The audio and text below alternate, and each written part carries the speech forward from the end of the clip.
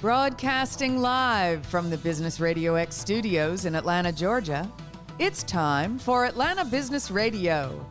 Brought to you by OnPay.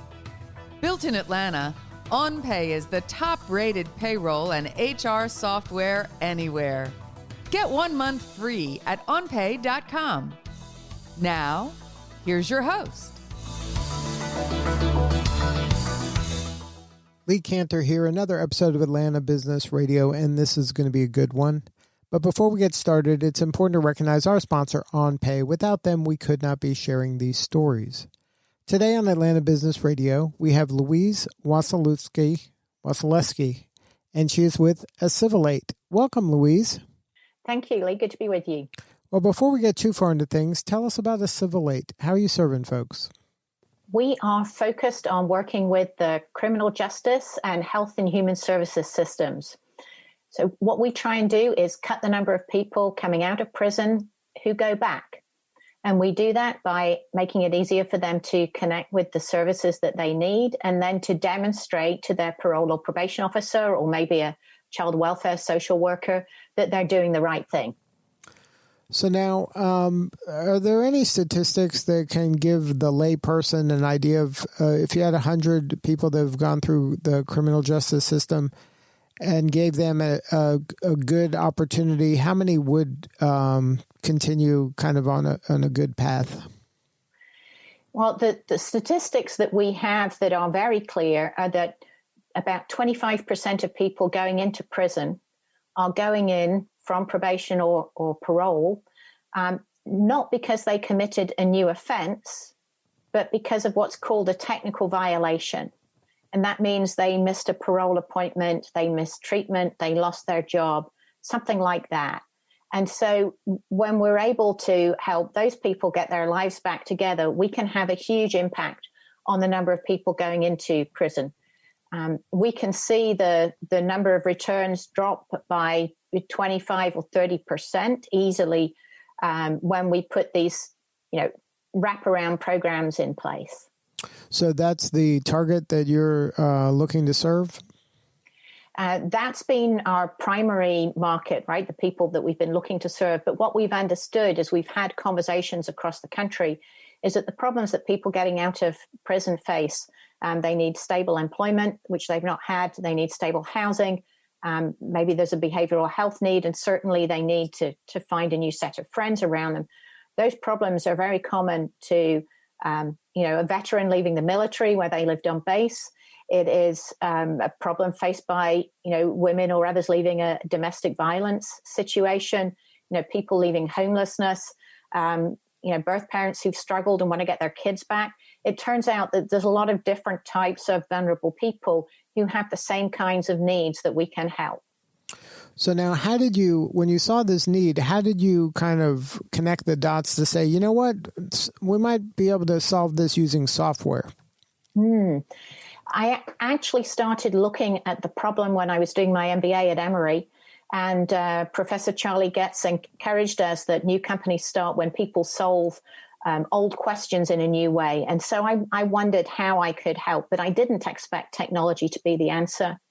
But I spent a lot of time listening to people who've been through the criminal justice system, literally hundreds of people, their families, parole and probation officers, judges, policymakers, academics. And what I found was everybody described a very broken environment, from the nonprofits trying to help to the individuals themselves. And I discovered that all these different parties really just weren't working together, in large part because privacy rules get in the way and they have different IT systems. And so I realized that was a problem we could solve with technology. And the real trick about what we're doing is that we're giving a person access to their own information and the ability to share it with the case team around them. And when we empower them in that way, we also solve the privacy problems. But by empowering them, you give them back some dignity and some agency in their life and help them find that pathway forward so that they can be, strong, independent, contributing members of our society. So when did you kind of realize that this thing had legs? Like, when it's conceptual in your head, is one thing, but then, at some point you got to have the rubber hitting the road.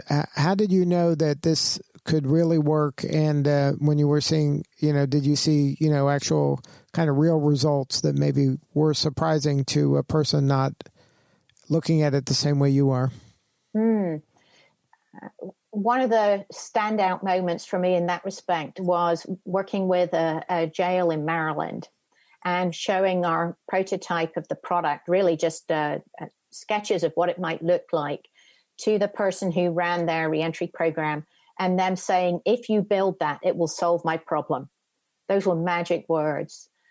It was also really powerful when we started working here in the Metro Atlanta area with the Gwinnett Sheriff's Office and their reentry program, and hearing a person say, after they've been using it, with this help, I wasn't so overwhelmed. I knew what to do. And that's a very powerful thing to hear. We got our first state contract back in 2017 with the Utah Department of Corrections, and they have expanded their use. We've actually got a clinical trial, a federally funded clinical trial running with North Carolina Corrections now. And the purpose of that is to really quantify the effectiveness when a program is used at scale. So we are very excited about the way it helps the staff cope with high caseloads, as well as the positive outcomes in lives like the people who are in my family, which is why I wanted to start working in this area. So now, is part of the solution is helping that person kind of land on their feet and get a job? Yeah. A lot of the time, when somebody's been inside particularly, they've not had interview practice. And so what we do is we'll connect them with organizations that can help them practice interviewing and write a resume and find employers that are willing to hire somebody with a record. And there's a number of companies here locally that if you're an employer listening to this and Business Radio, you could go to find people who've been, vetted and are ready and eager to work. JobRise is one company. Safe Staffing is another. First Steps has been around for a long time. Next Step. So we'll connect people with places like that, but also with organizations that can, help them through the psychological challenges of readapting to society. So, for example, we work with Life Empowerment Enterprises, and they provide coaches to help people. There's another place just doing tremendous work here in Metro Atlanta, City of Refuge, Atlanta Center for Self-Sufficiency, Georgia Works, Atlanta Mission, Central Presbyterian Church. There are many places around the Metro Atlanta area, and in fact the whole of the state. Liberty County has a outstanding program that are helping people. And those are examples of the types of organizations that we would connect somebody with. Obviously depends where you live and which system and where's appropriate geographically. Now, if you were talking to these businesses that hadn't considered tapping into that labor pool of people that have come from the criminal justice system, what would you tell them, maybe to allay some fears or to give them some, kind of encouragement? Yeah, and those companies that I mentioned are a good place to start looking. But first of all, you have to convince yourself it's a good idea. And there are a number of reasons why you shouldn't just disregard this population out of hand. One of them is that there are actually tax credits available under the Second Chance Act. They're called work opportunity tax credits. Another is that if you hire somebody within 6 months of release, then you can get a federal bond, a $25,000 federal bond. And there's a person in the state whose job it is to help you get that. And that's something you don't get from another person walking in off the street. There are Workforce Investment Opportunity Act funds to cover training costs. And they can also sometimes help with expenses like transportation or work boots. And then I think another factor that's really important is individuals like this know that not everybody is willing to extend that opportunity. And so there's a number of pieces of work out there that show these staff are typically 10% more loyal they are more likely to stay with an employer and really become reliable staff members. University of Massachusetts found actually that the military promotes people with a felony record more quickly than regular enrolled, enlisted people. So there are a number of advantages here, from direct financial advantages to the intangibles like loyalty that translate into less turnover in your staff, better qualified, more trained staff. So now, how has the pandemic affected your work? And also, has it affected people being released? Are they getting released earlier? So there's more people out there? Like, how has the pandemic impacted the work that you guys are doing? Yeah, the pandemic has had a huge impact. Some states have released some people earlier. But one of the most important impacts is that family visits have stopped. And family visits were the highlight of people's month. And so that's been very difficult, both for the families and for the inmates. I'm sure you've heard on the news about COVID spreading through prisons and jails. And that's a huge problem for the inmates, but also for the staff. And it's been a problem with transmission from the community into prisons to try and shut down transmission. A lot of parole and probation offices have closed, and they've just been doing, telephone appointments. But one of the other things that's been a real issue is when people are preparing for release, good systems that are working hard to give people a good opportunity, like the systems that have been put in place in Georgia, they normally get community groups coming into the prison to work with people prior to their release to make sure they have a plan and those right kinds of supports. And we call that work in reach, right? From the community reaching into the prison to shake somebody's hand as they come out. And that in reach has stopped. And the trouble is when people are released without those kinds of handoffs, then they are more likely to fail. And so one of the things that we've done is we've built a video case management functionality into our product during the pandemic.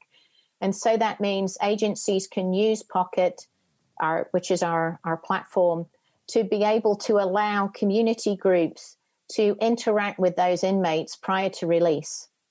And, this isn't just a COVID gimmick. One of the challenges with the way our correctional system has been built is prisons are often in rural areas because land is cheap and there's a workforce looking for employment. But often people are coming from urban areas. And, it's a long drive from Metro Atlanta up to Alto to go to Lee Arundel, for example. And so this ability for providers to be able to connect with inmates through video prior to release is something that's going to have tremendous value, after we're out of the pandemic too. So now what do you need more of? How can we help? Do you need more kind of correctional institutions to be open to learning more about your offering? Do you need more of these partner organizations to work with in order to help the folks that you're serving, kind of be able to, get back into society? Yeah, I would say that what helps us is when states and counties are open to giving people this kind of support and enabling them to connect with, partners in the community. But more than asking for help for us, I would ask people listening to this to get involved with their local reentry organization. If you're in Atlanta, City of Refuge, Atlanta Mission, Georgia Works, they're just a handful of examples. There are many of them. And in Atlanta, we're very fortunate to have a group called the Metro Atlanta Reentry Coalition. And so that's somewhere that people can go online.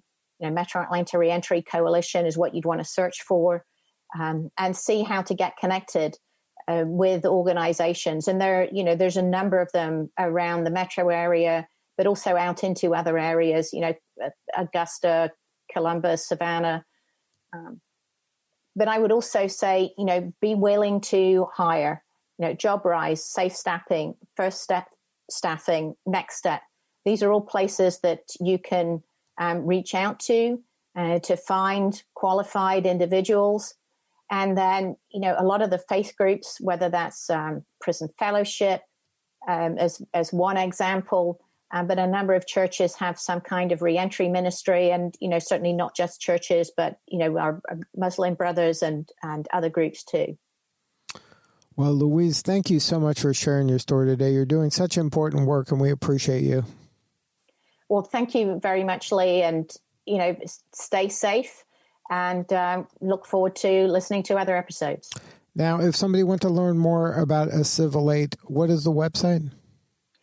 It is www.acivilate. That's A, C for Charlie, I for India, B for Victor, I for India, L for Lima, A for Adam, T for Trevor, E for Edward.com. All right. Well, thank you again for sharing your story. Thank you. Have a great weekend. All right. This is Lee Cantor. We will see you all next time on Atlanta Business Radio. And remember, this work would not be possible without the support of our sponsor, OnPay.